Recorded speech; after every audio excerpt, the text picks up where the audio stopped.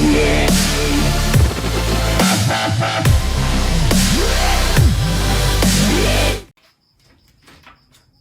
นนี้ก็สิมา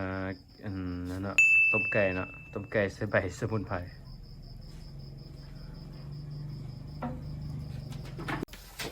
แล้วอ่ะได้แล้วออกมาผม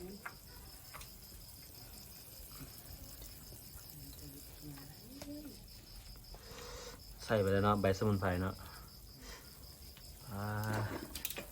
แซ่บๆมาเนี่ยควัน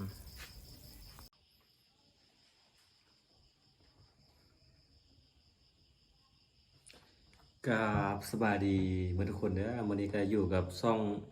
เฮียเต้งคำตรงเด้อวันนี้ก็สิมากินเนาะต้มไก่เนาะต้มไก่บ้านใส่สมุนไพรเนาะคือว่าบ้านเราเป็นใบสาแหละต้มไก่แซ่บๆมากินนำกันเด้อพี่น้องเด้อข้าวแรงวันนี้นะอะไรได้สดน้ำร้อนๆก่อน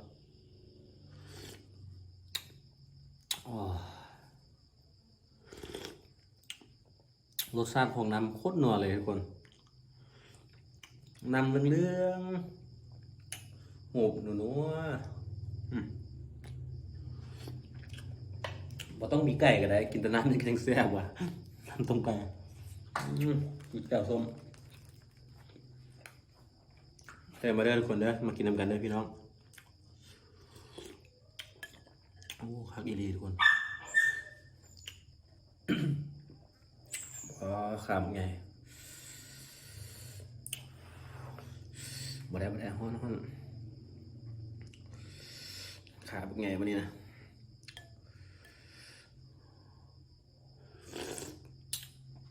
คักอีหลีขนาดหุบน้ำไม่นี่จุดเจ้าสุดยอด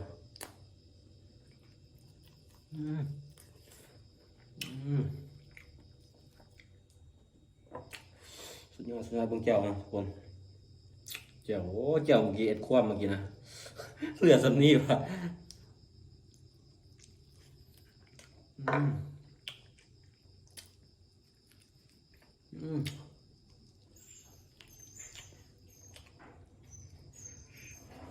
ต้มไก่ใส่สานะทุกคนนะ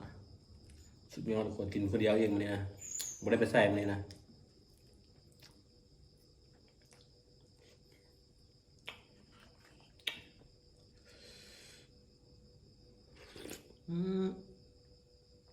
ว้าสดชื่น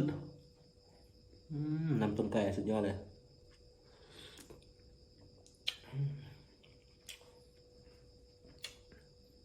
สดชื่นค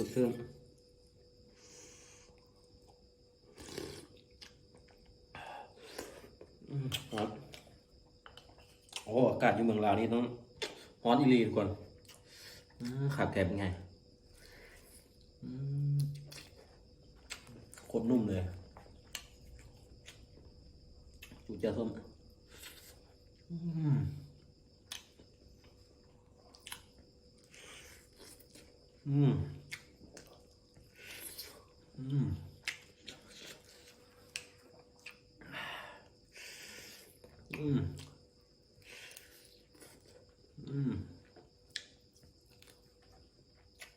สุดยอดเลยขันเลย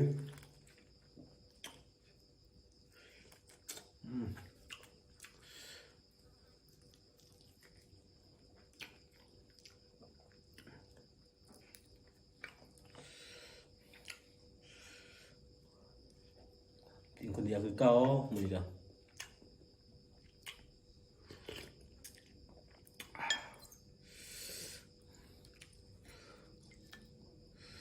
นะตักขึ้นมาตอนว้าบึกตะตอนนะ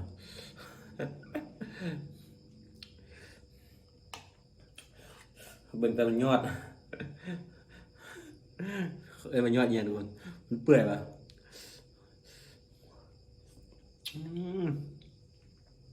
อันนี้แหละว่าของดีทุกคน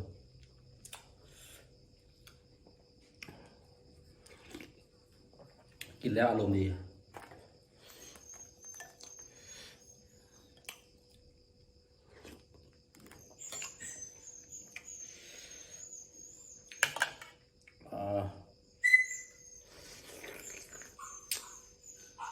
อืม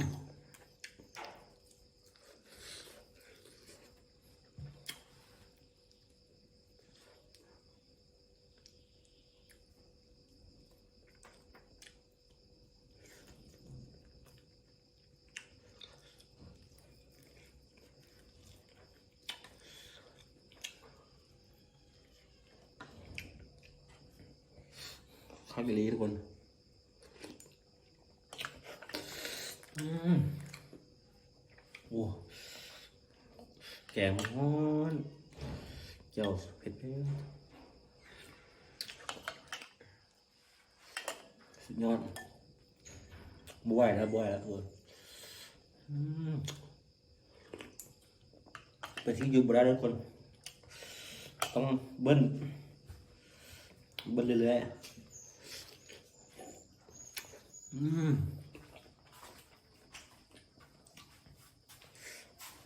ข้าวกิลี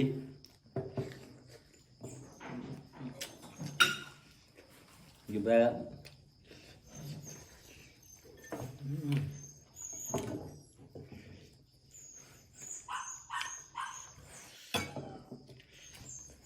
หมาอยู่นอกได้กินจนอดบ่ได้เสียงห้อง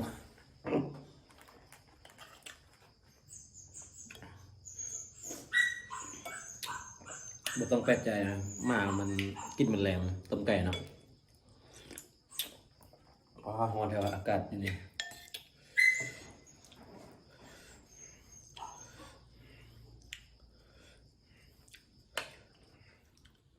ว้าสูงเลย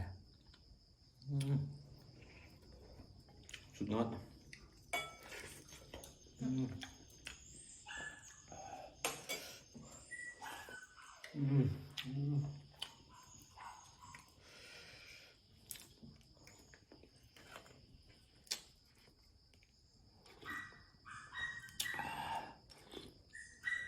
โอ้หยุดบ่ได้ทุกคนมันต้องเบิ้ล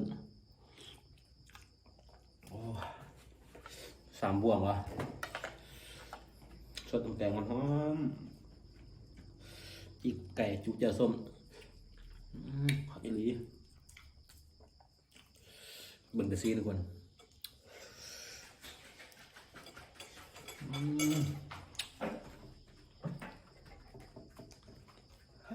มันมาแล้วทุกคนคนมาลาตัวกล้วยมาแล้วตัวกล้วยมาแล้วตัวกล้วย2 ตัวมาเลยตัวนึงอ่ะ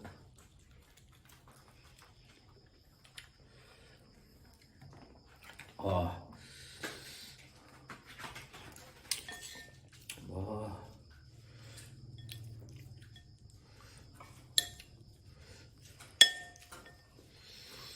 ว้าทุกคน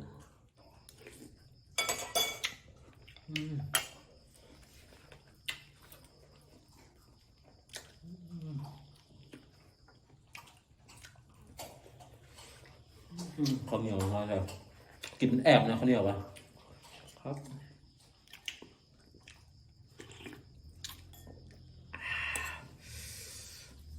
ตอนไงทุกคน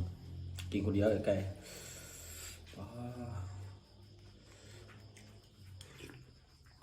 ให้พี่น้องได้เบิ่งกันเด้อทุกคนเด้อนะเบิ่งกันตอนเนาะเบิ่งสมุนไพร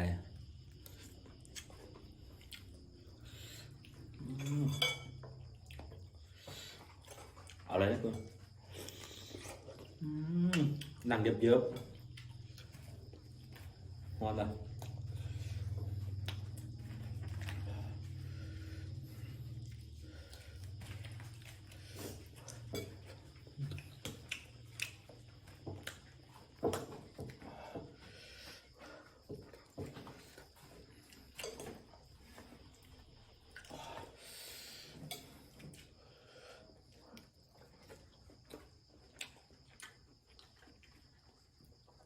นะป้าสีไก่ตัวใหญ่ไปตัวเกือบ3 โลไป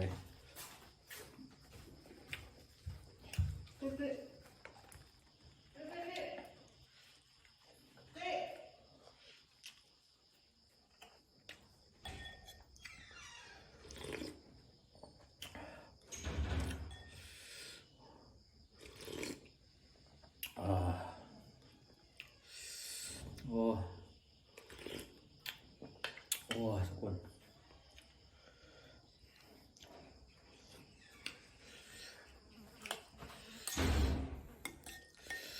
ว้าได้อีกตอนหนึ่งมานะ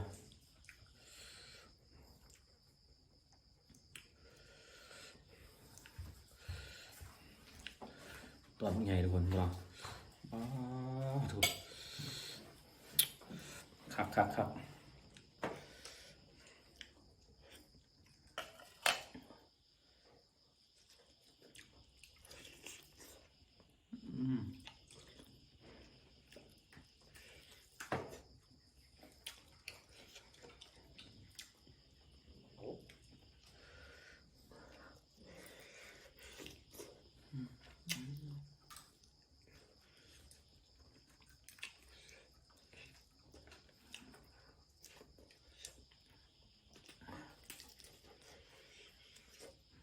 อยู่บนอะไรทุกคน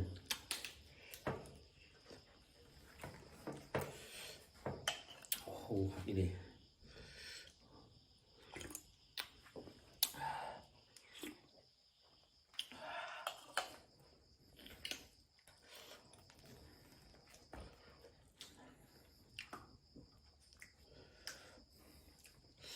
ข้าวเหนียวจุ๊บเจ้าส้มนะ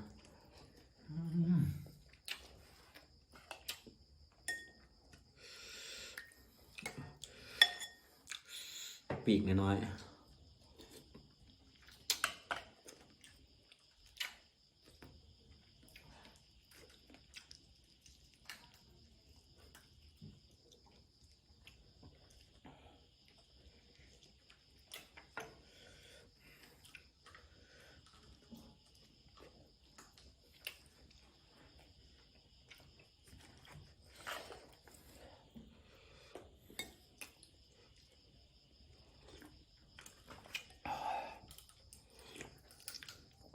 โอ้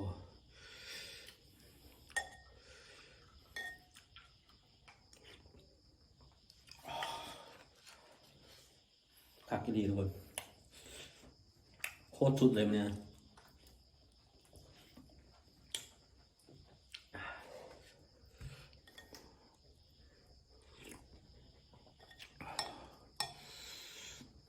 ผักบัวนอนกับซูนไผ่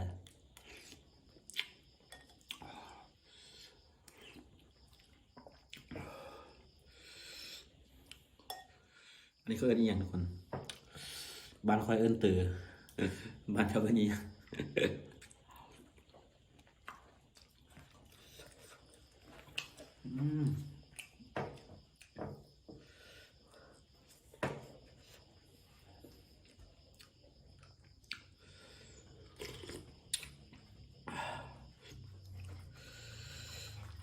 ว่าลิซาเบกทุกคน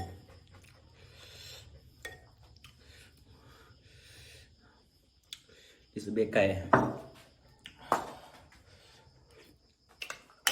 อยู่บริษัทต้องแห้งแล้วลิซาเบกเนี่ย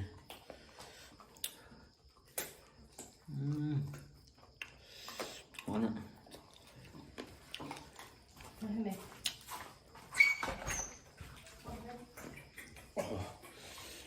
โอ้ยิ้มเลยทุกคน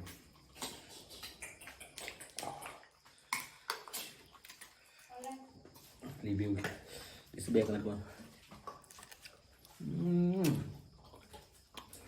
เสียทีเลยเคี้ยวนะถ้าผมเป็นแควดัดเด้เนาะลิซาเบกก็คือยิบเรืออย่างมาเสียทีเลยมันแควดัดทุกคนอย่าหาเห็ดเลยทุกคนเด้อดัดแควแล้วกินอันลิซาเบกเนี่ยต้องต้มเปื่อยๆอ๋อ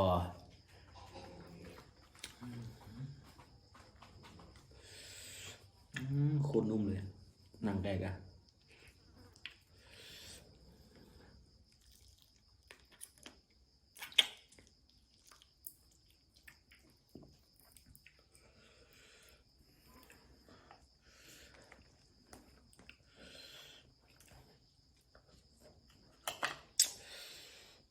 ขอเบิ้ลจากสั่งแล้วโอ้กดไปคนต้องได้เบิ้ลนะผู้ใดกินบูเบิ้ลนี่บูแม่นเลยทุกคนนะต้มใส่สมุนไพรต้องอันกินต้องเบิ้ลหุ่นน้ำ ขัดบุเบิ้ลหูน้ำสินี่แปลว่าบุเป็นสมุนไพรแล้วโอ้